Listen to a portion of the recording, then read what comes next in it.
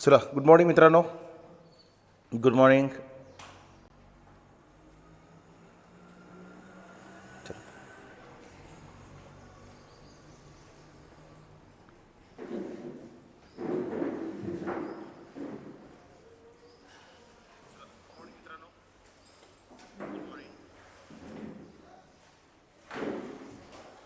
चलो, आवाज येतो का सांगा एकदा. आवाज आणि स्क्रीन व्यवस्थित दिसते का एकदा कमेंट करून सांगा. चला चालू करूया. बघा, आजचे दोन घटक आहेत. बघा, एक भारतीय अर्थव्यवस्थेसंदर्भातले प्रश्न, सराव प्रश्न असणार आहेत, संभाव्य सराव प्रश्न, आणि चालू घडामोडी या घटकाचे संभाव्य सराव प्रश्न असणार आहेत. कंबाईन पूर्वपरीक्षा गट ब 2020 ते 2024 हे जे प्रश्न आहेत ते आपल्या यूट्यूब चॅनलला लाईव्ह लेक्चरमध्ये PYQ ॲनालिसिस नावाने 2 व्हिडिओज आहेत. बघा, ते दोन्ही व्हिडिओ पाहून घ्या, जेणेकरून तुमचे PYQ जे कंबाईन प्रिलिमचे ते सगळे जवळपास ऑलमोस्ट 50 PYQ कव्हर होतील. आणि बाकी काल आपण एक 2021चा पेपर घेतला होता, जेणेकरून आपल्या गेल्या 5 वर्षातल्या PYQचं ॲनालिसिस बऱ्यापैकी झालं आहे. तर संभाव्य प्रश्न कशा प्रकारचे येऊ शकतात तर त्यावर आधारित आपण आजचं सिरीज घेतोय, ज्याच्यामध्ये चालू घडामोडी आणि काय असेल भारतीय अर्थव्यवस्था. तर बघा, आता आपल्या येणाऱ्या आगामी कंबाईनसाठी ही सिरीज महत्त्वाची आहे आणि इतर परीक्षेला याचा पुढे फायदा होऊ शकतो. महत्त्वाच्या घटक लक्षात घ्या. बघा, चालू घडामोडीचा घटक कव्हर करण्यासाठी आपण त्याचं शेड्यूल तयार केलं आहे. आजच्या लेक्चरमध्ये राजकीय घडामोडी ह्याचे जवळपास एक 5-6 प्रश्न असतील. उद्याला त्याचे 10 प्रश्न असतील. पुढील 3 दिवस तुम्हाला कंटिन्यू राजकीय घडामोडींचा अभ्यास करायचा आहे. त्या घटकावर आधारित दररोज एक 10-10 प्रश्न असणार आहेत. म्हणजे आपण प्रत्येक अशा बीटवर एक 30-30, 40-40 क्वेश्चन घेऊया, जेणेकरून तुमचा तो घटक काय होईल, व्यवस्थित पद्धतीनं रिव्हिजन करून घेतला जाईल. त्यामुळे तुम्ही सगळ्यांनीच इथून पुढे 3 दिवस राजकीय घडामोडींचा अभ्यास करून घ्या. त्यानंतर आर्थिक घडामोडीकडे जाऊ आपण. त्यानंतर पुरस्कार असतील, व्यक्तिविशेष, हा एक घटक आपण कंबाईन प्रिलिमच्या अगोदर हा घटक करून घेऊया. ठीक आहे, चला, आलात का? लिस्ट करायचं सगळं. आवाज आणि स्क्रीन पाहून घ्या एकदा. आवाज ओके, ऑल क्लिअर? एक कमेंट करा कोणतरी पटकन.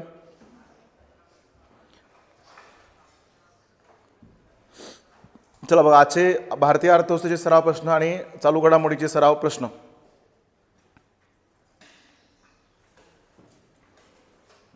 आज खरं तर 10-15 मिनिटं लेक्चरला लेट झाला आहे. 7चं लेक्चर आहे आपलं. सेटअपला कधी कधी उशीर होते, कधी याला बाय चान्स. चलो ठीक आहे. बघा, आवाज येत असेल चालू करतो. आजचा आपला पहिला सराव प्रश्न बघा, आपल्याला कंबाईनच्या, हो सर येतो, ओके, कंबाईनच्या सिलेबसमध्ये तुम्ही जर सिलेबस बारकाईने अभ्यास केला असेल, ॲनालिसिस केला असेल, तर मौद्रिक धोरण आणि राजकोषीय धोरण या भागावरचा एक प्रश्न आपल्याला कायमच पाहायला मिळतो. राजकोषीय धोरण किंवा मौद्रिक धोरण. त्यामुळे हा घटक महत्त्वाचा असेल. बघा, पुढीलपैकी मौद्रिक धोरणाचे उद्दिष्ट नाही, म्हणजे पुढीलपैकी कोणते मौद्रिक धोरणाचे उद्दिष्ट नाही. तर मौद्रिक धोरण जाहीर कोण करत आहे, तर RBI कडनं दर 2 महिन्याला जाहीर होणारं धोरण असेल. नुकतंच RBIने बघा 2 दिवसापूर्वी RBIचं मौद्रिक द्वैमासिक धोरण जाहीर केलं आहे, ज्यामध्ये RBIनं रेपो रेट स्थिर ठेवला आहे 5.5%. मग RBIच्या मौद्रिक धोरणाचे उद्दिष्ट काय असतात, तर उद्दिष्टाच्या अनुषंगाने हा घटक आपण कव्हर करूया. ओके, चलो ठीक आहे. विजय, चलो कळा, आपण कंटिन्यू. लिंक शेअर करा रे मित्रांनो. बघा, पैशाच्या पुरवठ्याचे नियंत्रण करणे, RBIच्या मौद्रिक धोरणाचे कोणते उद्दिष्ट नाही. 1 लाईनर क्वेश्चन आहेत, 1, 2, 3 पैकी एकच पर्याय निवडायचा आहे. पुरवठ्याचे नियंत्रण करणे, पैशाच्या पुरवठ्याचे नियंत्रण, विनिमय दराचे नियंत्रण करणे, सार्वजनिक खर्चाचे नियंत्रण करणे आणि व्यापार चक्राचे नियंत्रण करणे. सोपा घटक आहे. उत्तर सांगा तुम्ही. पाहत चला, तुम्हाला पण कमेंट करता येईल. चल बघायचं उत्तर काय रे. मौद्रिक धोरण, तो पण विश्लेषण सांगतो, उत्तर सांगतो तुम्ही, राईट. मग RBI दर 2 महिन्याला RBI मौद्रिक धोरण जाहीर करते. RBIचे मौद्रिक धोरण, मौद्रिक धोरण. आता लक्षात घ्या, RBIच्या मौद्रिक धोरणासंदर्भात एक मौद्रिक धोरण समिती म्हणजे MPC नावाची कमिटी स्थापन केली आहे. मौद्रिक धोरण समिती, MPC, मौद्रिक धोरण समिती, राईट. कधीचे? जून 2016 मध्ये ही समिती स्थापन केली होती. बघा, जून 2016 RBIची मौद्रिक धोरण समिती आहे, बरोबर आहे. या समितीमध्ये एकूण सदस्य किती आहेत? चला 3. ओके, या समितीमध्ये एकूण सदस्य किती असतात, तर एकूण 6 सदस्यांचा समावेश समितीमध्ये आहे. 6, त्यापैकी RBIचे 3 असतात आणि भारत सरकारचे 3 असतात, बरोबर आहे. मग 3 आणि 3 6. आणि RBIचे गव्हर्नर, RBIचे जे गव्हर्नर आहेत संजय मल्होत्रा, हे या समितीचे कोण असतात? अध्यक्ष असतात. RBIचे गव्हर्नर मौद्रिक धोरण समितीचे अध्यक्ष असतात. 2013च्या उर्जित पटेल उर्जित पटेल समितीच्या शिफारशीनुसार मौद्रिक धोरण समिती स्थापन करण्यात आली होती, लक्षात ठेवा बरं का. 2013च्या उर्जित पटेल समितीनुसार मौद्रिक धोरण समितीचं गठन झालं होतं. जून 2016ला ही समिती स्थापन केलेली आहे. राईट. या समितीचे अध्यक्ष कोण असतात? RBIचे गव्हर्नर. सदस्य किती असतात? 6. त्यापैकी RBIचे 3, भारत सरकारचे 3. आणि कालावधी किती असतो? समितीच्या सदस्यांचा कालावधी जर RBI मध्ये असतील तर RBIच्या पदाचा कालावधी संपेपर्यंत, ठीक आहे, किंवा इकडे सरासरी 3 वर्ष. आता लक्षात घ्या, मौद्रिक धोरण समितीबाबत हा पर्याय क्रमांक 3 एकाच उत्तर आलं आहे फक्त, बाकीच्यांचे उत्तर कमेंट करत चला. बघा नेक्स्ट. RBIच्या मौद्रिक धोरण समिती अंतर्गत, मौद्रिक धोरणांतर्गत बघा, मौद्रिक धोरण यामध्ये साधनं लक्षात ठेवा महत्त्वाची आहेत. मौद्रिक धोरणामध्ये 2 प्रकारची महत्त्वाची साधनं आहेत. कोणते कोणते? एकतर संख्यात्मक साधनं असतात, संख्यात्मक, किंवा कोणते असतात? गुणात्मक साधनं असतात. यावर आपल्याला बऱ्याच वेळा कंबाईनला प्रश्न पडलेला पाहायला मिळतो. कुठले कुठले? संख्यात्मक किंवा गुणात्मक. आता संख्यात्मक साधनामध्ये कोणते कोणते आहेत? 2 आहेत पुन्हा बघा. याच्यामध्ये एक तर प्रत्यक्ष साधनं असतात, प्रत्यक्ष, किंवा कोणते असतात? अप्रत्यक्ष साधनं आहेत, प्रत्यक्ष आणि अप्रत्यक्ष. CRR cash reserve ratio, SLR statutory liquidity ratio, हे 2 आहेत, 2 आहेत, बरोबर आहे. त्यानंतर इकडं बँक रेट आहे, रेपो रेट आहे, रिव्हर्स रेपो रेट आहे, बेस रेट आहे. त्यानंतर आणखी कोणता? OMO नावाचा एक दर आहे, OMO, आणि MSF नावाची एक सुविधा आहे. तर ही सगळी संख्यात्मक साधनं आहेत. गुणात्मक साधनामध्ये काय येतं रे? गाळा दर. गाळा दर म्हणजे बँकेने दिलेलं कर्ज आणि तारणाचं बाजार मूल्यातला अंतर, ह्याला गाळा दर म्हणतात. त्यानंतर नैतिक समजावणी, यावर परीक्षेला आपल्या PYQला कंबाईनला क्वेश्चन आहे. पुढीलपैकी कोणतं परिणामात्मक साधन आहे किंवा नाही असं क्वेश्चन असतो. या गुणात्मक साधनाला काय म्हणतात रे? निवडक, निवडक साधन म्हणतात, निवडक, बरोबर आहे. क्वालिटेटिव्ह शब्द लक्षात ठेवा चला. आणि संख्यात्मक साधने कशी असतात? प्रभावशाली असतात, प्रभावशाली किंवा परिणामकारक साधनं असतात. पुढीलपैकी मौद्रिक धोरणाचं कोणतं प्रभावी साधन नाही असं विचारलं गेलं आणि कुठलंही साधन दिलं असेल तर ते चुकीचा पर्याय असणार, बरोबर आहे. चलो ओके, लक्षात घ्या. नेक्स्ट बघा, गाळा दर, नैतिक समजावणी, उपभोगाच्या कर्जाचं नियंत्रण, उपभोग कर्जाचे नियंत्रण, उपभोगाच्या कर्जाचं नियंत्रण, हे देखील काय? गुणात्मक साधन आहे. ह्याच्या व्यतिरिक्त आणखी गुणात्मक साधनं कोणती आहेत? या व्यतिरिक्त गुणात्मक साधनं बघा, गाळा दर, नैतिक समजावणी, उपभोगाच्या कर्जाचं नियंत्रण, कर्जाची यादी, तारणाची यादी, मार्गदर्शन, परिषदा, संमेलनं इत्यादीचा समावेश गुणात्मक साधनामध्ये होतो. ही साधन लक्षात ठेवा. आता उद्दिष्ट कोणते आहेत बघा. RBIच्या मौद्रिक धोरणाच्या उद्दिष्टामध्ये चुकीचा पर्याय काय किंवा कोणतं उद्दिष्ट नाहीये तर सार्वजनिक खर्चाचे नियंत्रण करणे हे RBIच्या मौद्रिक धोरणाच्या उद्दिष्टामध्ये येत नाही. हे कुठे येत आहे तर राजकोषीय धोरणाचा हा घटक असेल. राजकोषीय धोरण, राजकोषीय धोरणाचा हा भाग असेल बघा, लक्षात ठेवा. राजकोषीय धोरण जे सरकारकडनं जाहीर होतं किंवा त्याला आपण काय म्हणतो? बजेट. भारत सरकारचा अर्थसंकल्प म्हणजेच काय असते रे? राजकोषीय धोरण असते. राजकोषीय धोरणाचं उद्दिष्ट काय? सार्वजनिक खर्चाचं नियंत्रण करणे हा त्यामागचा महत्त्वाचा घटक असेल, बरोबर आहे. मग आता पैशाच्या पुरवठ्याचं नियंत्रण, विनिमय दरात नियंत्रण, आर्थिक स्थैर्य, व्यापार चक्राचे नियंत्रण, त्यानंतर आणखी परत भाववाढ किंवा भावघट या घटकाचं नियंत्रण, हे सगळे RBIच्या मौद्रिक धोरणाचे उद्दिष्ट असतात. मग कोणतं नाहीये तर सार्वजनिक खर्चाचं नियंत्रण, सार्वजनिक खर्च, कर्ज, कर, वित्तीय प्रशासन, हे जे शब्द आहेत राजकोषीय धोरणाचे आहेत. त्यामुळे मौद्रिक धोरणामध्ये काय येईल? भाववाढ, भावघट नियंत्रण, पैशाच्या पुरवठ्याचं नियंत्रण, विनिमय दरामध्ये स्थिरता ठेवणं RBIचं उद्दिष्ट असतंय, कार्य पण आहे. आणि व्यापार चक्र, तेजी आणि मंदीचं नियंत्रण, आर्थिक स्थैर्य या घटकाचा समावेश राजकोषीय धोरणामध्ये होतो. चला ठीक आहे, ओके. उत्तरं कमेंट करत चला. नेक्स्ट बघा, पुढचा प्रश्न. खालीलपैकी याच्यामध्ये करंटचे क्वेश्चन आहेत पुढे बरं का, ते घेणार आहे. रेग्युलर हवा, मी तुम्हाला मागे सांगितले करंट प्लस आपण या गोष्टी कव्हर करून घेऊया. बघा, खालीलपैकी सत्य असलेले विधाने निवडा. पैशाच्या पुरवठ्यासंदर्भातला क्वेश्चन होता. सत्य असलेली विधाने बघा, सत्य असलेले विधान निवडायचे. M0 म्हणजे संचित पैसा, सर्वाधिक तरलता असणारा पैसा होय. संचित पैसा सर्वाधिक तरलता असणारा पैसा होय. M3 विस्तृत पैसा, सर्वाधिक पतनिर्मिती करणारा पैसा होय. सर्वाधिक पतनिर्मिती करणारा पैसा होय. L1 राष्ट्रीय बचत ठेवींचा समावेश एकूण पैशाच्या पुरवठ्यामध्ये होतो. राष्ट्रीय बचत ठेवी कुठं म्हणतंय? एकूण पैशाच्या पुरवठ्यामध्ये समावेश होतो. चला नेक्स्ट. L3 मध्ये गैर बँकिंग वित्तीय संस्था मधील मुदती कर्जे आणि ठेवींचा समावेश होतो. यातलं योग्य विधान आपल्याला निवडायचं आहे, सत्य विधान निवडायचं आहे. बघा सांगा उत्तर कमेंट करून, पटकन कमेंट करा. सांगायचं उत्तर काय सांगा. स्पष्टीकरण सांगतो तोपर्यंत. पैशाचा पुरवठा त्याला चलन संख्या असे म्हणतात बरं का. एकूण चलन संख्या, एकूण चलन संख्या त्याला मुद्रा परिमाण किंवा पैशाचा पुरवठा असे म्हणतात. भारतामध्ये पैशाचा पुरवठा करायचं काम कोणाचं आहे तर आरबीआयचं कार्य आहे ते, बरोबर आहे. तर आरबीआय पैशाचा पुरवठा मोजताना 4 साधनामध्ये मोजते. 1998ची कोणती समिती, वाय व्ही रेड्डी समिती आहे बघा 1998ची.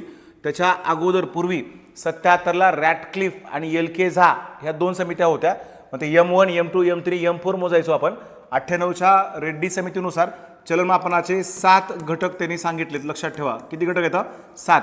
त्या 7 घटकामध्ये M0 M1 M2 आणि काय M3 आहे. M4 हे साधन त्यांनी काय केलं, रद्द करण्याची शिफारस केली होती. M4 हे साधन वाय व्ही रेड्डी समितीनुसार रद्द केलं आहे, लक्षात घ्या. M0 म्हणजे कोणता पैसा, रिझर्व्ह मनी आहे, संचित पैसा म्हणतो आपण त्याला. म्हणजे कुणाकडे असणारा पैसा, आरबीआयकडे असणारा पैसा किंवा आरबीआयच्या ठेवी. हा जो पैसा असतो तो सर्वाधिक तरलता असणारा पैसा, लक्षात ठेवा. M0 हा संकुचित पैसा आहे, ह्याला नॅरो मनी म्हणतात. नॅरो मनी यामध्ये लोकांकडे असणारा पैसा समाविष्ट होतो. लोकांकडला पैसा, शॉर्टकट लिहिला हो, लोकांकडला पैसा आणि लोकांच्या कोणत्या ठेवी, लोकांकडे असणाऱ्या मागणी ठेवींचा समावेश M1 मध्ये होतो, लक्षात घ्या. आता ज्या गोष्टी M1 मध्ये येतात त्या गोष्टी M2 मध्ये पण येतात, कारण M2 ची सुरुवात ह्याला पण नॅरो मनी म्हणतात. नॅरो मनी आहे हा पण. यामध्ये काय येतंय M1 प्लस काय येतंय, एका वर्षापर्यंत जमा असणाऱ्या ठेवी, एका वर्षाच्या ठेवींचा समावेश M2 मध्ये होतो. M3 मध्ये बघा, M3ला विस्तृत पैसा किंवा ब्रॉड मनी म्हणतात, बरोबर आहे, ब्रॉड मनी. यामध्ये M2 येत आहे. M2 प्लस लोकांच्या बँकेकडील दीर्घकालीन ठेवींचा समावेश कुठं होतो, M3 मध्ये होतो. मग आता काही महत्त्वाचे तथ्य लक्षात घ्या. यामध्ये M0 जो आहे, M0 संचित पैसा हा सर्वाधिक तरलता असणारा पैसा आहे. M3 हा जो पैसा असतो दीर्घकाळाच्या ठेवी, FD किंवा RD हा पैसा बँकेला वापरता येतो. बँका कर्ज देऊ शकते, त्यातून बँकेची सर्वाधिक काय होते, पतनिर्मिती होते. बँकांना अधिक उत्पन्न प्राप्त करण्यासाठी या ठेवी उपयुक्त असतात, बरोबर. तर पहिले विधान बघा, M0 सर्वाधिक तरलता असणारा पैसा आहे, विधान सत्य असेल. त्यानंतर M3 सर्वाधिक पतनिर्मिती करणारा पैसा आहे, तेही सत्य आहे. या M0ला हाय पॉवर मनी म्हणतात, आधार पैसा म्हणतात, त्याला उच्च शक्ती पैसा असंही म्हणतात, जननक्षम पैसा म्हणतो आपण. M3 बघा, आता हे 4 घटक झाले, बरोबर आहे. समितीने किती सांगितले होते 7. बाकीचे 3 कोणते येतात तर L1 L2 आणि L3 आहेत. हा लिक्विड फॉर्ममधला पैसा आहे जो एकूण पैशामध्ये मोजत नाहीत. 4च घटक मोजतो आपण, M0 M1 M2 आणि M3. L1 L2 L3 मोजत नाहीत, लक्षात ठेवा. हे L1 यामध्ये राष्ट्रीय बचत ठेवींचा समावेश होतो. L2 यामध्ये मुदती ठेवींचा समावेश होतो आणि L3 बिगर काय म्हणतात त्याला, बिगर बँकिंग किंवा गैर बँकिंग वित्तीय संस्था यांच्याकडे ठेवी किंवा मुदती कर्जे समाविष्ट होतात. तिसरा पर्याय बघा, पर्याय क्रमांक 3 काय म्हणते, L1 म्हणजे राष्ट्रीय बचत ठेवींचा समावेश एकूण पैशामध्ये होतो. एकूण पैसा मोजताना आपण 4च घटक मोजतो, बरोबर आहे. म्हणजे पर्याय क्रमांक 3 काय असणार, चुकीचा. सेम या टाईपचा प्रश्न 2023च्या कंबाईन पिरियडला पडला होता बघा, सेम या टाईपचा क्वेश्चन आहे. आणि L3 मध्ये गैर बँकिंग वित्तीय संस्थांमधील मुदती कर्ज किंवा ठेवी येतात, हे विधान सत्य आहे. मग आता बघा पर्याय आहेत का, ABD नावाचा पर्याय, पर्याय क्रमांक 2 ह्याचं योग्य उत्तर आहे. पर्याय क्रमांक 2 लक्षात ठेवा. 2 आले बऱ्यापैकी. चला, ऑलमोस्ट लोकांचं 2 उत्तर आलंय. चलो, 1-2 लोकांनी उत्तर दिलेलं आहे बघा. हे M3C नावाचा पर्याय चुकीचं का आहे, कारण L फॉर्ममधला पैसा आपण स्वतंत्र मोजतो, तो लिक्विड मनी आहे, तो एकूण पैशामध्ये मोजत नाहीत, बरोबर आहे. हे एवढं घटक लक्षात ठेवा. RBI कडला पैसा M0, लोकांकडला पैसा मागणी ठेवी, चालू ठेवी, बचत ठेवी किंवा अल्प मुदती ठेवी, तिन्हीपैकी कुठलाही शब्द वापरला M0 M1 लिहित चला. आणि M1 प्लस एका वर्षापर्यंत ठेवी कुठे येतात, M2 मध्ये येतात. आता M1 आणि M2 ह्या दोन्हीलाही नॅरो मनी किंवा संकुचित पैसा म्हणतात. आणि M3 हा ब्रॉड मनी किंवा विस्तृत पैसा आहे, ज्यामध्ये FD किंवा RD सारख्या दीर्घकाळाच्या ठेवींचा समावेश होतो. याचं उत्तर पर्याय क्रमांक 2 आहे. चलो नेक्स्ट, पुढचा क्वेश्चन. लाईव्ह असणारे चुकलं तर चुकलं कमेंट करत चला. सर ऑफलाईन घेत नाहीत का, ऑफलाईन ऑनलाईन दोन्ही पण चालू आहे. चला बघा, ऑनलाईन पण राहा, ऑफलाईन पण राहा. चला नेक्स्ट, अर्थसंकल्प 2025-26 नुसार राज्य सरकारला सर्वाधिक महसूल पुढीलपैकी कोणत्या घटकातून मिळतो? काही विद्यार्थी हे लेक्चर ऑफलाईन म्हणजे नंतर बघतात, दुपारच्या वेळेला किंवा सायंकाळी बघतात. तुम्ही कधी बघा, काही अडचण नाही. पण सध्या लाईव्हमध्ये असाल तर एक्स्ट्रा कमेंट खाली करत चला, जेणेकरून काय होईल, तुम्हाला आणखी तुमच्या माहितीमध्ये वाढ होईल. जे कोणी उत्तरं कमेंट करायला लागले त्यांनी काय करायचं आहे, जो घटक प्रश्न आला आहे त्या घटकासंदर्भात एक्स्ट्रा माहिती जर असेल, मी जो सांगतोय माहिती, त्याच्या व्यतिरिक्त माहिती असेल तर माहिती कमेंट करून टाका चला, जेणेकरून एक्स्ट्रा माहिती तुम्हाला मिळेल. पुढचा प्रश्न बघा, सोपा आहे. अर्थसंकल्प 2025-26 नुसार राज्य सरकारला, बरं का, राज्य सरकारला सर्वाधिक महसूल पुढीलपैकी कोणत्या घटकातून मिळतो? केंद्रीय करातील वाटा, राज्यांचा स्वतःचा कर महसूल, भांडवली जमा आणि कराव्यतिरिक्त महसूल. कराव्यतिरिक्त महसूल, चला सांगा रे, कोणत्या करातून सर्वाधिक वाटा मिळतो? राज्य सरकारच्या एकूण उत्पन्नामध्ये सर्वाधिक वाटा मिळवून देणारा कर कोणता आहे?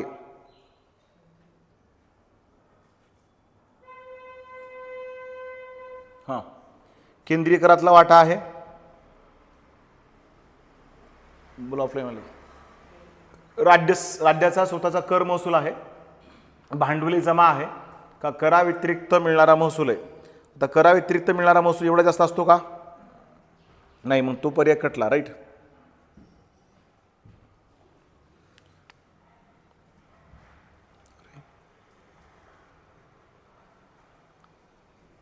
चला बघा, केंद्रीय करातील वाटा, राज्यांचा स्वतःचा कर महसूल, भांडवली जमा किंवा इतर.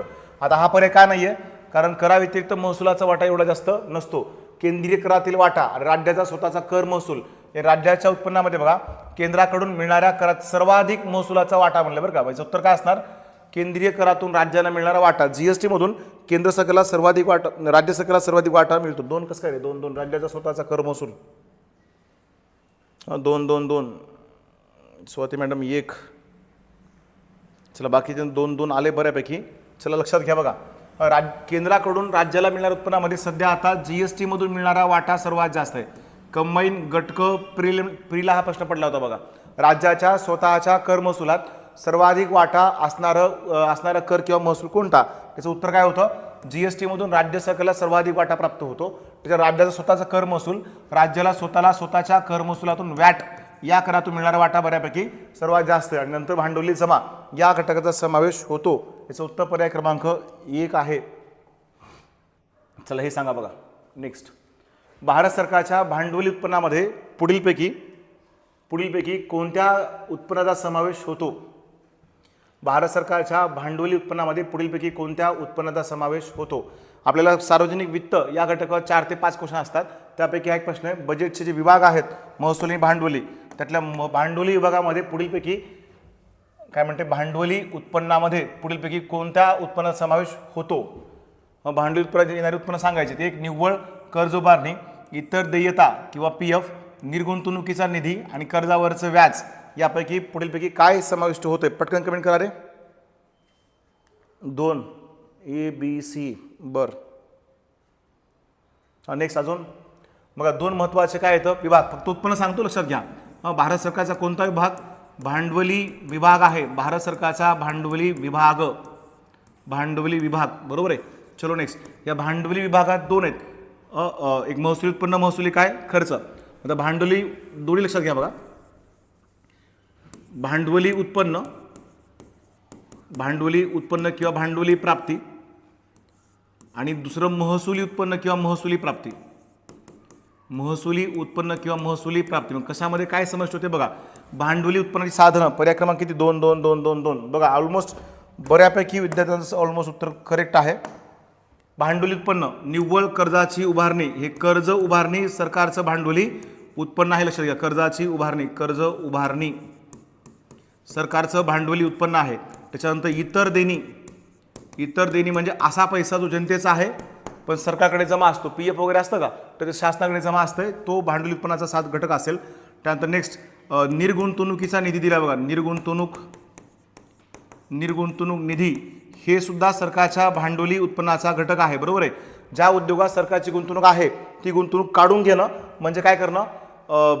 उद्योगाची निर्गुंतवणूक करणं. निर्गुंतवणुकीमधून जमा होणारा निधी भांडवली उत्पन्नामध्ये येतो. त्यानंतर आणखी काय येतंय, गुंतवणुकीचा नफा असतो बघा, गुंतवणूक नफा हे सुद्धा सरकारच्या भांडवली उत्पन्नाचं साधन आहे.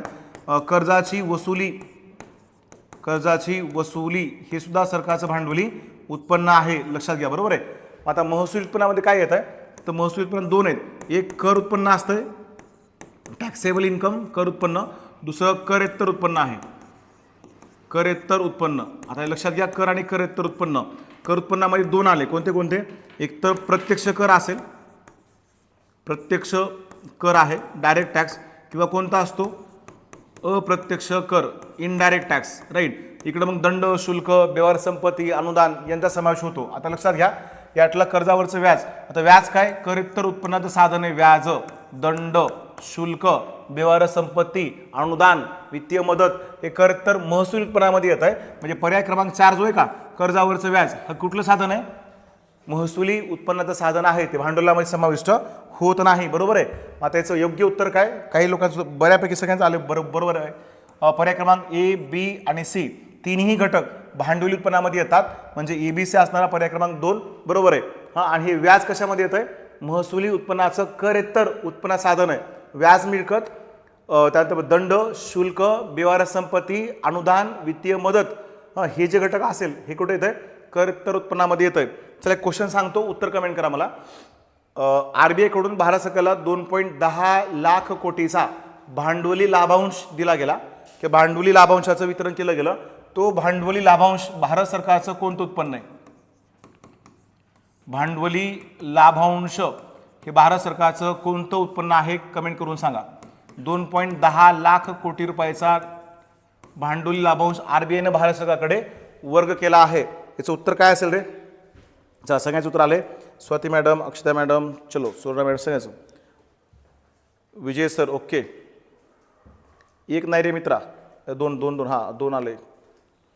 हे अगोदरच्या प्रश्नाचं उत्तर असेल. चला बघा, 2चं योग्य उत्तर आहे, हे लक्षात ठेवा, महत्त्वाचं असेल.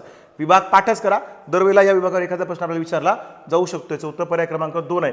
मी अगोदरच म्हणालो अतिसंभाव्य प्रश्न आहेत, टेस्ट सिरीजला आपण एखादे काही क्वेश्चन टाकलेले आहेत, उत्तर आले पाहिजे तुम्हाला, महत्त्वाचे असतील. बघा, खालीलपैकी कोणत्या समितीनुसार दारिद्र्य मापनाचा मासिक खर्च ग्रामीण भागासाठी किती होता, ग्रामीण भागासाठी 211.30, तर शहरी भागासाठी 274.88 निश्चित करण्यात आला होता. BS हे मिश्रा नाही बरं का, चुकून टाईप झालंय, मिनास आहे, मिनास, BS मिनास समिती,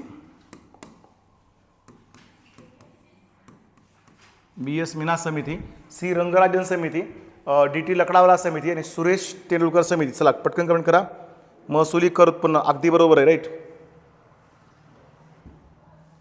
भांडवली लाभांश जे आहे ते बरोबर आहे, सरकारच्या महसुली उत्पन्नाचं साधन आहे, ते लक्षात ठेवा. जर RBIनं भारत सरकारला, RBIला जो काही नफा झाला आहे त्या नफ्याचं वितरण, कारण RBI भारत सरकारची बँक आहे, मग RBIच्या एकूण भांडवलामध्ये सरकारचा सगळा वाटा आहे. मग RBIला जो फायदा होतो तो फायदा RBIकडनं सरकारला दिला गेला, तर ते सरकारचं महसुली उत्पन्न आहे, अगदी बरोबर आहे. बघा, चलो नेक्स्ट पुढचा क्वेश्चन बघा. खालीलपैकी कोणत्या समितीनुसार दारिद्र्य मापनाचा मासिक खर्च 211.30 आणि शहरी 274.88, BS मिनास समिती, रंगाराजन समिती, लकडावाला समिती, तेंडुलकर समिती. आता ही मिनास समिती 1960 मधली आहे बरं का, 60-61. BS मिनास समिती, या समितीनं 240 रुपये खर्च सांगितला होता, 240 वार्षिक, 240 रुपये वार्षिक खर्च सांगणारी समिती आहे. आणि ग्रामीण शहरी खर्च किती होता, 20 रुपये सांगणारी समिती आहे. या समितीनं भारतातल्या दारिद्र्यामध्ये घट झाल्याचं सांगितलं होतं, बरोबर आहे. काय म्हणते समिती, 1956, 1963 आणि 1965, 56, 63 आणि 1969, 3 वर्षात 65%, 57.8% आणि 50.6% दारिद्र्यामध्ये घट दर्शवते या समितीनं. काय म्हणते समिती, 65% भारतातलं दारिद्र्य 50.6% घटलं आहे, असं मत कुणाचं आहे, BS मिनास समिती. पर्याय क्रमांक 3, ऑप्शन नंबर 3, ओके. बघू चला. C रंगराजन महत्त्वाची समिती आहे बघा. ही समिती 2012ची, 24 मे 2012, अहवाल 2014चा आहे, बरोबर आहे. 24 मे 2012ची समिती, अहवाल 2014चा आहे.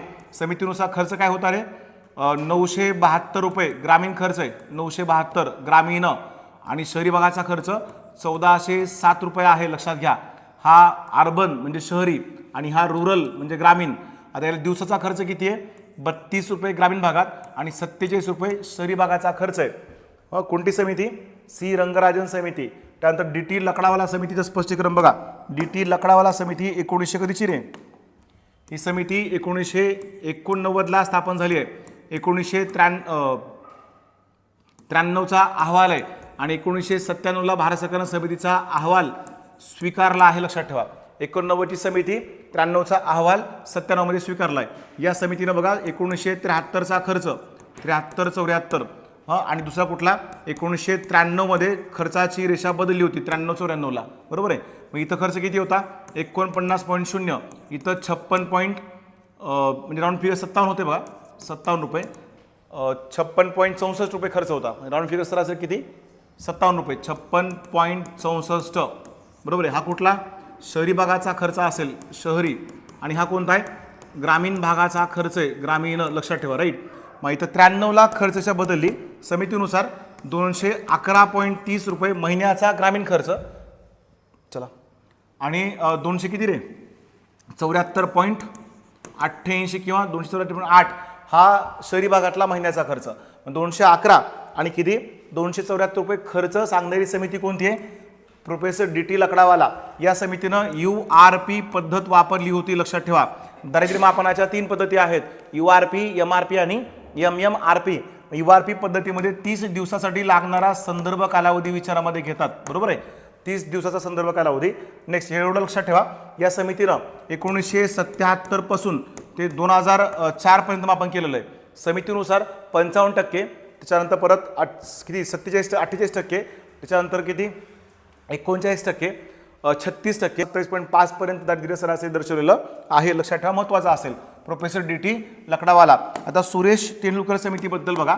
ही समिती मोस्ट IMP आहे. आतापर्यंत 25 प्रश्न ह्या समितीवर पडलेत.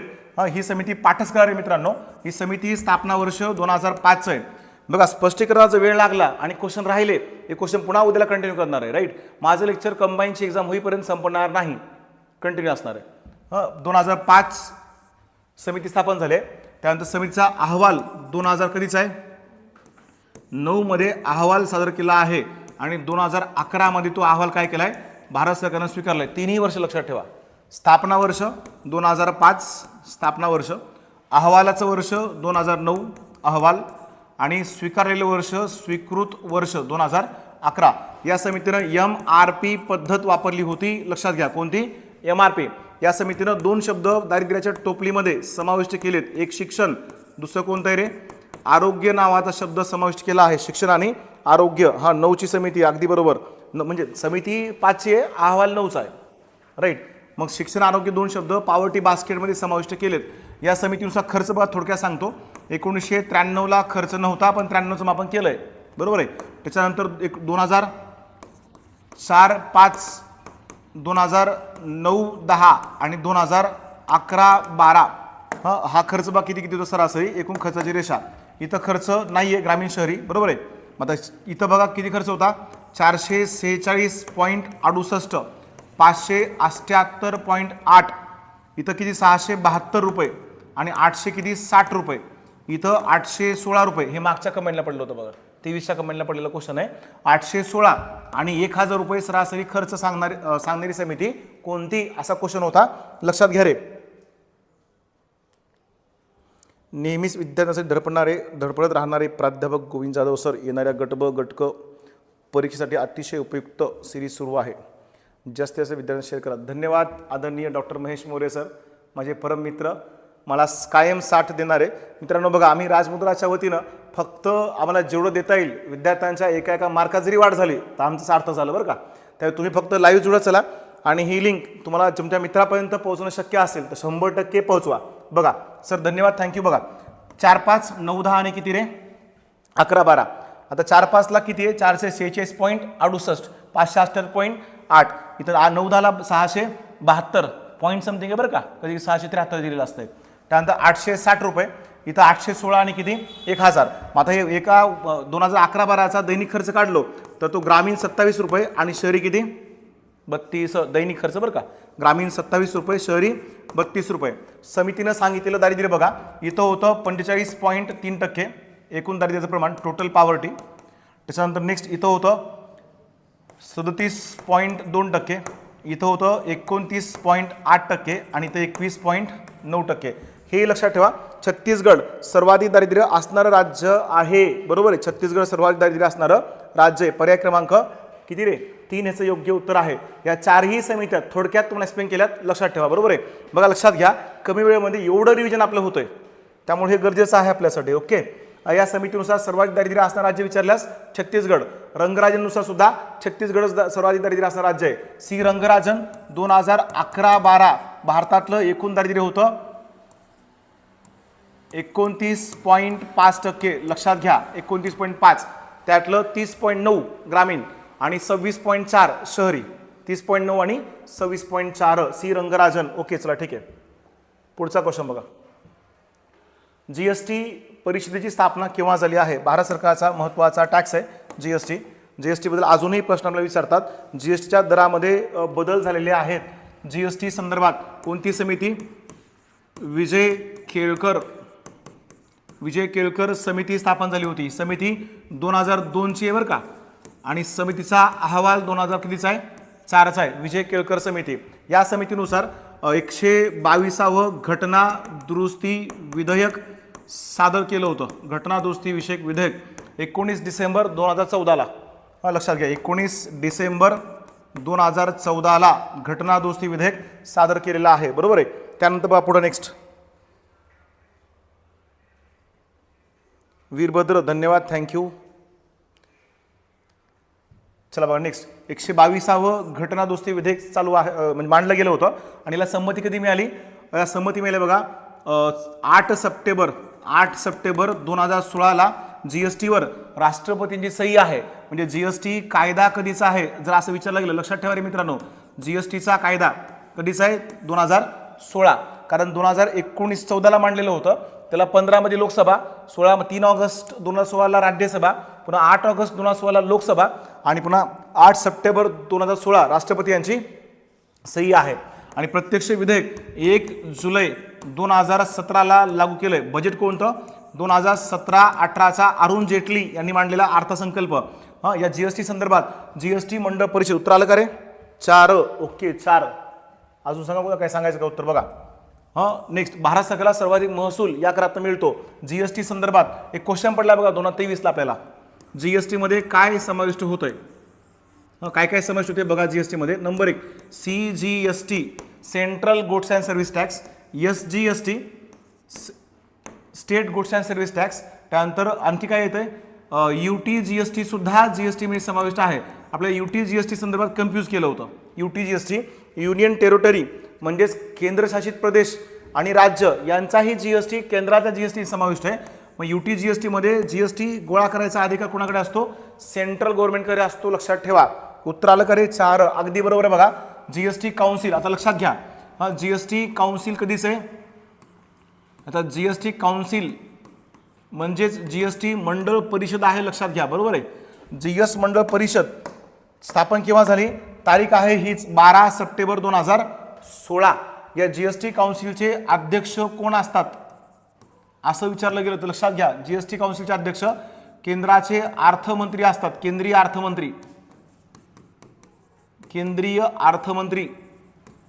अर्थमंत्री निर्मला सीतारामन हे त्याचे अध्यक्ष आहेत. सदस्य कोण असतात हे लक्षात घ्या. सदस्य घटक राज्यांचे जे अर्थमंत्री आहेत, घटक राज्यांचे अर्थमंत्री जीएसटी काउन्सिलचे सदस्य असतात. Central board of direct tax आणि central board of indirect tax and custom हे दोन्ही प्रत्यक्ष आणि अप्रत्यक्ष कराचे विभाग याचे प्रमुख सदस्य असतात. हे दोन्ही विभाग 1944ला स्थापन झालेत. त्यानंतर उत्पादन शुल्क एक्साइज ड्युटी विभागाचे प्रमुख आणि सीमा शुल्क विभागाचे प्रमुख हे जीएसटी काउन्सिलमध्ये समाविष्ट असतात. एवढं लक्षात ठेवा. स्थापना वर्ष कधीच आहे? स्थापना लक्षात ठेवा रे. 2000 पर्याय क्रमांक 4 12 सप्टेंबर 2016ला जीएसटी काउन्सिल स्थापन झालेला आहे. जीएसटीचे दर 0%, 5%, 12%, 18% आणि 28% जीएसटी होता. 0%मध्ये पेट्रोल, डिझेल, मादक पदार्थ, वीज, LBT लोकल बॉडी टॅक्स, स्थानिक संस्था कर, मुद्रांक शुल्क या अशा गोष्टी जीएसटी मध्ये येत नाहीत. जीएसटी इनडायरेक्ट टॅक्स आहे, केंद्रीय स्वरूपाचा कर आहे. जीएसटी संदर्भातलं आणखी एक, आता रिसेंटली भारत सरकारनं 15% आणि 28% जीएसटी काय केलाय, रद्द केला आहे. बरोबर आहे, उत्तर कमेंट करत चला. 12% पण रद्द आहे, 18% पण रद्द आहे. म्हणजे 2 दर आता उरले, कोणते कोणते, 5 आणि 18% जीएसटीचा दर आहे. ओके, चलो नेक्स्ट पुढचा क्वेश्चन. आरबीआय संदर्भातला आहे, पटकन कमेंट करा, बघायचं उत्तर आलं पाहिजे आपल्याला. सरासरी बघा, असे काय करायचं, प्रश्न वाचताना काही गोष्टी स्पीड न वाचलात लक्षपूर्वक तुमचा वेळ वाचतो. कारण आपल्या सगळ्यात मोठं हे काय नियोजन करणं गरजेचं आहे बघा. कारण तुम्हाला 60 मिनिटांमध्ये 100 क्वेश्चन सॉल्व्ह करायचे आहेत. कमीत कमी तुमचे किमान 90च्या आसपास क्वेश्चन अटेम्प्ट झाले पाहिजे. पण त्यासाठी क्वेश्चन वाचताना फास्टमध्ये वाचलात आणि तेही लक्षपूर्वक वाचलात तर बऱ्यापैकी त्याचा फायदा होतो. बघा, रेपो दर आणि उलट रेपो दराबाबत पुढीलपैकी योग्य दिलं का रे, खाली दिले. पुढील विधाने लक्षात घ्या. रेपो दर म्हणजे आरबीआयने व्यापारी बँकांना अल्पकाळासाठी दिलेले कर्ज, रेपो दर. त्यानंतर परत हे आरबीआय बरं का, आणि व्यापारी बँकाकडून घेतलेले कर्ज, इथं आरबीआय आहे, आरबीआयने व्यापारी बँकाकडून घेतलेले कर्ज म्हणजे उलट रेपो होय. दोन्ही दराचा कालावधी 1 ते 56 दिवस असतो आणि रेपो दर हा पुनर्वठाव दर आहे. या वरील विधानापैकी योग्य विधाने निवडा. चला कमेंट करा.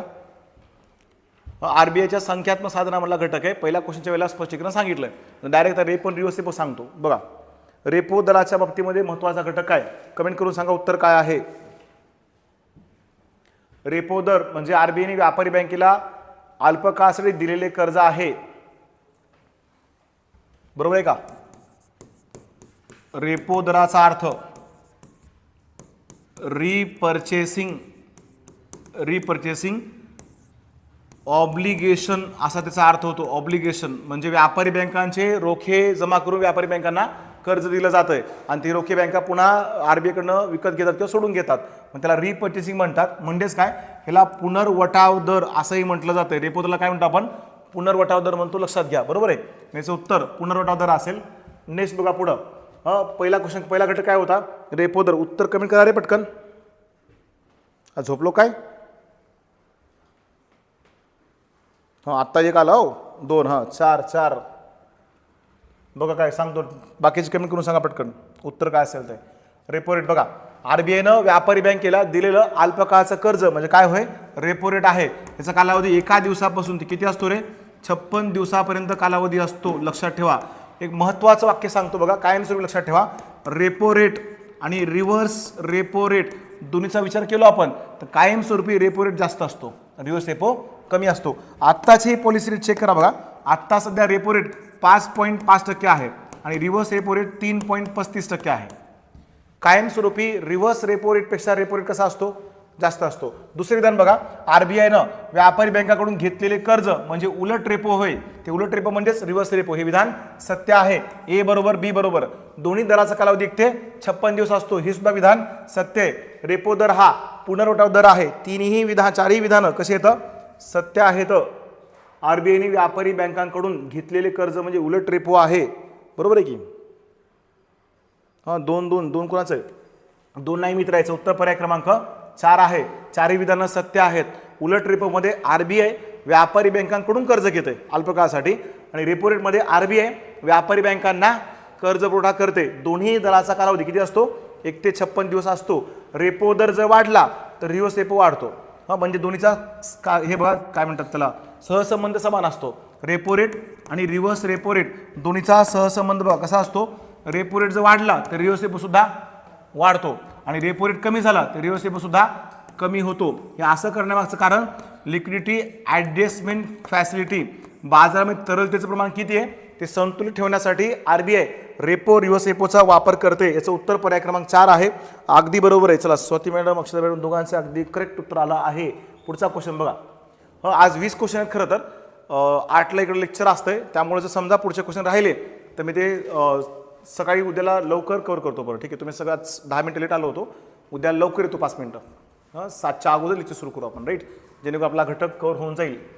2012-13 नंतर भारताच्या स्थूल देशांतर्गत उत्पादनामध्ये प्राथमिक क्षेत्राच्या उत्पादनात डॅश डॅश बदल झालाय. क्वेश्चनकडे बघताना वाटतं की हा क्वेश्चन खूप वेळा पडलाय, मध्ये ट्विस्ट आहे, गुगली एक थोडीशी. आता भारताच्या प्राथमिक क्षेत्रात आपण बघा वर्ष 1950 ते 2012 नियोजनाचा संपूर्ण कालखंड ह्याचा जर विचार केलो आपण तर भारताच्या GDP मध्ये 3 महत्त्वाचे प्रधान क्षेत्र कोणते कोणते? प्राथमिक क्षेत्र, द्वितीय क्षेत्र उद्योग किंवा संबंधित, आणि तृतीय क्षेत्र सेवा. प्राथमिक कृषी व संलग्न, द्वितीय उद्योग आणि तृतीय सेवा. आता लक्षात घ्या, कृषी व संलग्न क्षेत्राचा वाटा सातत्यानं वाढलाय कमी झालाय? उद्योग आणि सेवा या तिन्हीमध्ये बदल काय झाले बघा. 50 ते 2012 या कालावधीमध्ये तिन्ही क्षेत्रामध्ये इथं सतत काय झाले? घट झाली आहे, सतत घट. इथं बघा द्वितीय क्षेत्रामध्ये वाढ आहे, पण ती वाढ कशी आहे? मंद गतीने वाढ आहे. आणि तृतीय क्षेत्र काय झालंय? वेगवान गतीने वाढलं आहे, वेगवान वाढ. मग आता हे जर आपण बघितलं आणि ह्याच्या आधारे उत्तर दिलात, उत्तर चुकेल तुमचं. बरोबर. काय विचारलंय? 2012-13 नुसार भारताच्या स्थूल देशांत उत्पादनात प्राथमिक क्षेत्राच्या उत्पादनात डॅश डॅश बदल झालाय, घट, स्थिर, अल्पवृद्धी, अल्पघट. याचं उत्तर पर्याय क्रमांक 3 आहे, अल्पवृद्धी. कारण काय होतं बघा, 2013-14च्या दरम्यान हा वाटा 13% कमी झाला, 13.6% कमी झाला होता. 2011-12 पर्यंत, 12-13 पर्यंत 13.4 ते 13.6 पर्यंत प्राथमिक क्षेत्राचा हा वाटा होता. आता बघा 13.6% पासून ते आता 2023-24 पर्यंत हा वाटा 18.1% आसपास आहे प्राथमिक क्षेत्राचा. बरोबर आहे. मग 13 ते 18% काय झाले? अल्पवाढ आहे. आता 17 समथिंग आहे सध्या 24-24ला. मला 13 पासून 11 पासून ते 2024 पर्यंत अल्पवाढ आहे. 13, 14, 17, 15, 16 आणि आता 18. म्हणजे याच्यामध्ये अल्पवृद्धी आहे. लक्षात ठेवा रे. 2011-12 नंतर, 12-13 नंतर 23-24 पर्यंत कृषी क्षेत्रामध्ये अल्पशी काय झाले? वाढ झाली आहे. आणि आपण जर जुन्या कालखंडामध्ये गेलो 1950 ते 2012 प्राथमिक क्षेत्राचा वाटा काय झालाय? घटत गेलाय. आणि या दरम्यान भारताच्या रोजगाराच्या रचनेमध्ये बदल झालाय. सर्वाधिक रोजगार देणारं क्षेत्र कोणतं क्षेत्र आहे? प्राथमिक क्षेत्र आहे. पण तिथला वाटा घटलाय. सध्या 48.9% इतकाच रोजगार प्राथमिक क्षेत्रामध्ये आहे, जो स्वतंत्रोत्तर काळामध्ये 70% होता. म्हणजे प्राथमिक क्षेत्रातल्या रोजगाराच्या टक्केवारीत काय होऊ लागले? घट होत चालले. बरोबर आहे. म्हणजे लक्षात ठेवा, महत्त्वाचा भाग असेल. ओके, घट होत आहे. द्वितीय क्षेत्र आणि तृतीय क्षेत्र रोजगारानुसार क्रम लावायचा असेल, सर्वाधिक रोजगार प्राथमिक, नंतर सेवा आणि नंतर उद्योग. आणि उत्पादनाच्या वाट्यानुसार क्रम लावायचा असेल तर सेवा, उद्योग आणि कृषी. आणि सेवा क्षेत्र कधीपासून वाढलं? 1991 नंतर याची वाढ जलद आहे. लक्षात ठेवा परत. ठीक आहे. नेक्स्ट याचं उत्तर पर्याय क्रमांक 3 अल्पवृद्धी झाली आहे.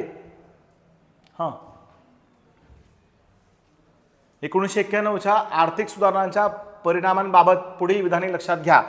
1991ला भारतामध्ये आर्थिक संकट होतं. बरोबर. त्या आर्थिक संकटातून बाहेर येण्यासाठी भारत सरकारने काय केल्या होत्या?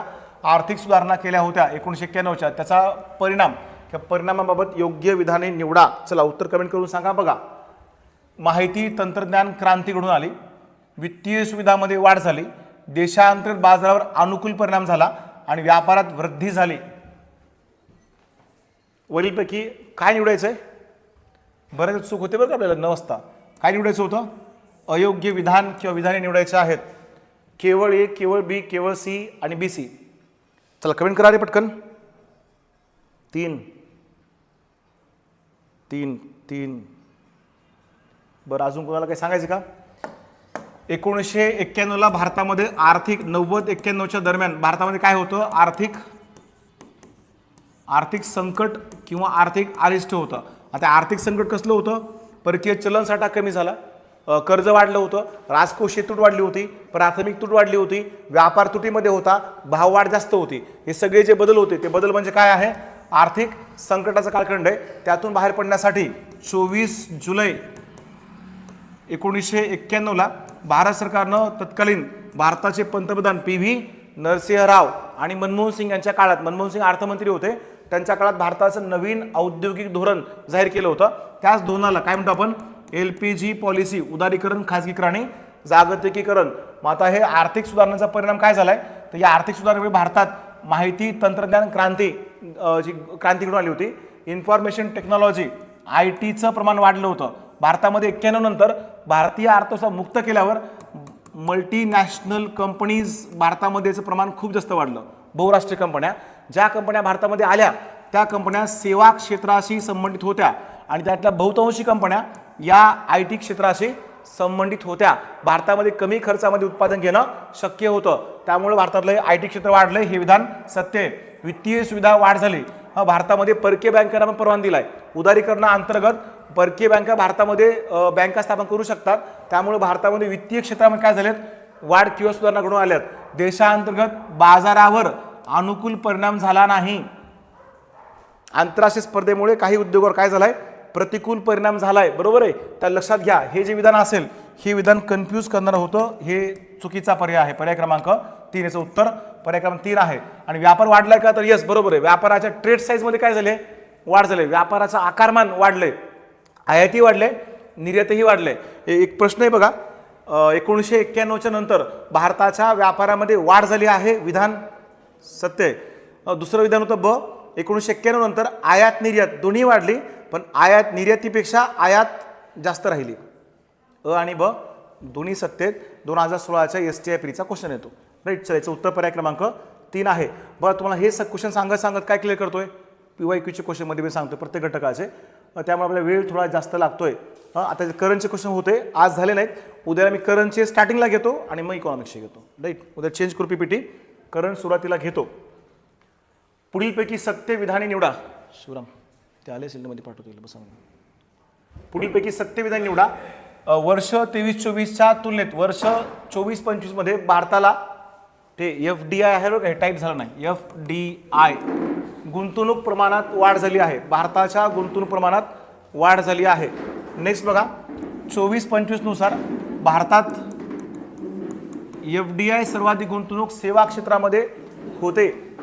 योग्य पर्याय निवडा. सत्य विधान निवडायचं होतं. चला सांगा रे, पटकन कमेंट करा. 23-24च्या तुलनेमध्ये 24-25 भारताच्या FDI गुंतवणुकीच्या प्रमाणात काय झाले, वाढ झाली आहे. वाढ का घट रे, काय रे, हे पहिले विधान सत्य आहे. FDI गुंतवणूक भारताची वाढले. आमची पोलीस भरतीची बॅच भरली आहे, त्याच्यामुळे थोडासा आवाज येऊ लागला. हो चला ठीक आहे. बघा त्यानंतर 24-25 नुसार भारताच्या FDI गुंतवणूक सर्वाधिक कुठं, सेवा क्षेत्र. आता लक्षात घ्या, FDI अंतर्गत सर्वाधिक गुंतवणूक सेवा क्षेत्रामध्ये होते, हे क्रमांक 1 ला. क्रमांक 2चं कोणतं आहे रे, संगणक आणि सॉफ्टवेअर. संगणक सॉफ्टवेअर क्रमांक 2चा असेल, सेवा आणि संगणक. बरोबर आहे, या दोन क्षेत्रामध्ये सर्वाधिक गुंतवणूक होते. भारतात FDI सर्वाधिक गुंतवणूक कोणत्या राज्यामध्ये होते असं विचारल्यास महाराष्ट्र राज्यामध्ये होणारी गुंतवणूक सर्वात जास्त आहे. भारतात सर्वाधिक गुंतवणूक करणारा देश विचारला असेल तर उत्तर काय त्याचं, सिंगापूर हा सर्वाधिक गुंतवणूक करणारा देश आहे. याचं उत्तर काय, पर्याय क्रमांक, दोन्ही विधानं सत्य आहेत. पर्याय क्रमांक 3. यातले बरेच क्वेश्चन आहेत. आता काही क्वेश्चन राहिलेत, बॅच भरल्यामुळं 10व्या नंबरच्या क्वेश्चन थांबतोय आपण. हे 10 क्वेश्चन जमल्यास सायंकाळी क्लिअर करतो किंवा सकाळी क्लिअर करतो. राजकीय घडामोडीचा अभ्यास चालू ठेवा. 40 क्वेश्चन राजकीय घडामोडीचे क्लिअर करणार आहे. राईट, आणि बाकी इकॉनॉमिक्सचे 10 क्वेश्चन राहिलेत. उद्याच्या किंवा सायंकाळच्या लेक्चरला ते क्लिअर होतील. रेग्युलर अटेंड करत चला. 3 दिवस सलग राजकीय घडामोडी नावाचा घटक करून घ्या. त्याच्यानंतर मग आर्थिक घडामोडी आणि मग पुरस्काराकडे जाऊ आपण. ठीक आहे, आजचं लेक्चर लाईव्हचं इथंच थांबवतो. थँक्यू, धन्यवाद. मंडळ आभारी आहे. बंद करा.